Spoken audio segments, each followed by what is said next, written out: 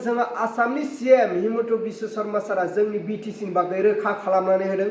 थांनाय 5 बोसोर प्रमोद बर' सारनि दैदेननाय इउपिपिएल सरकार थानाय समाव मा जोंनि जे बिटिसिनि पावार जे मोनखानाय आरो जेबायदि गोहो बेखौहाय डिसिफोरनि आखायावसो हरनाय जाबायमोन। लोगोसे आसाम सरकारासो लांजोबबायमोन जोंनि बिटिसिनि पावारखौ। बे बाथ्राखौ रोखा खालामनानै होदों आसामनि सीएम हिमन्त बिश्व शर्मा सारा।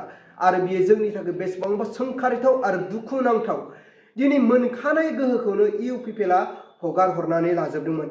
दायो फिन खेब जोंहा हाग्रामा महिलार सारनि दैदेननाय बिपिएफ सरकार फैनाय लोगो लोगो मा बैफोर लांफिनजानाय गोहोफ्रा दिनै जोंनि बिटिसिआव फैफिनबाय आरो जोंनि हाग्रामा महिलार सारनि आखायाव गोहोफ्रा फैफिनबाय रायजोफोर। आरो बे बाथ्राया जोंनि थाखाय बर' रायजो राजाफोरजों लोगोसे बिटिसिआव थानाय साफ्रोम रायजो राजाफोरनि थाखाय गोग्गाथाव आरो बाख्नायथाव बाथ्रा नङा होनब्ला रायजोफोर। दिनै प्रमोद बर' सारा जुदि फिन खेब 5 बोसोर आरो सरकार सालायबावनायमोनब्ला जोंनि बिटिसिनि पावारा गासैबो धंस जालांजोबसिगौमोन होननानै जों सानो। अब्ला रायजोफोर नोंथांमोना हाग्रामा महिलार सारनि थाखाय भिडिअखौ लाइक खालाम, लोगोसे कमेन्ट खालामहर।